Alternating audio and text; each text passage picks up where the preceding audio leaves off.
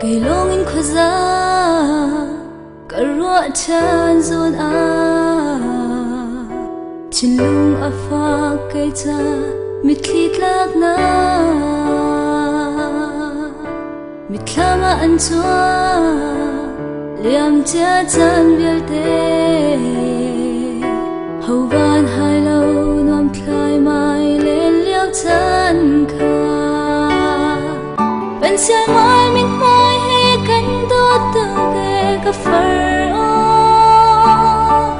nang long ke cha chin hem tu ni si tin se mong na bang nun nem te ka chang nem kam pom liao chan kha kam mi thlam a mi cham pen e ku chin nem tle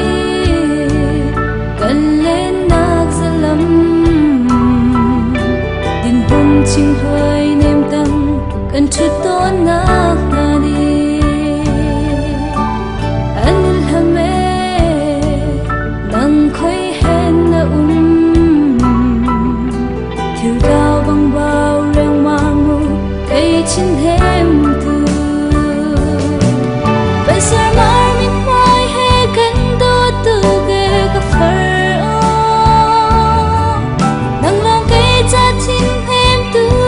ni si tin se mong nào bang nun nem te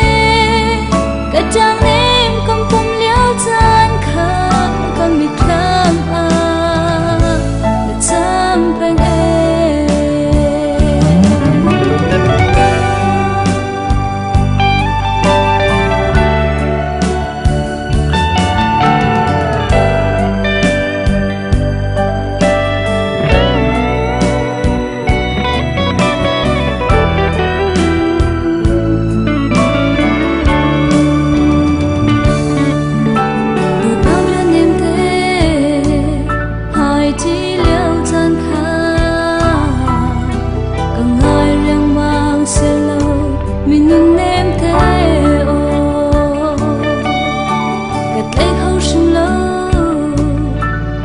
nhang nắng lâu chân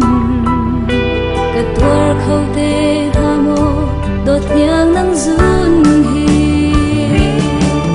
bên xe mar min mai he cần đốt từ ghê gặp phải o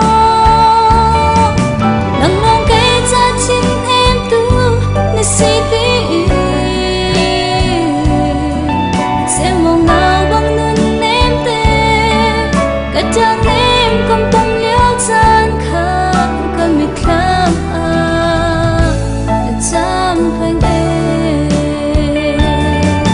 ben sia mar min mai he kan do tu ke ka far o nang long ke cha chin hem tu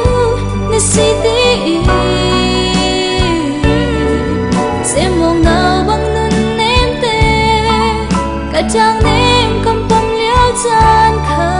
kam mi thlam a na cham pen e kam mi thlam a na cham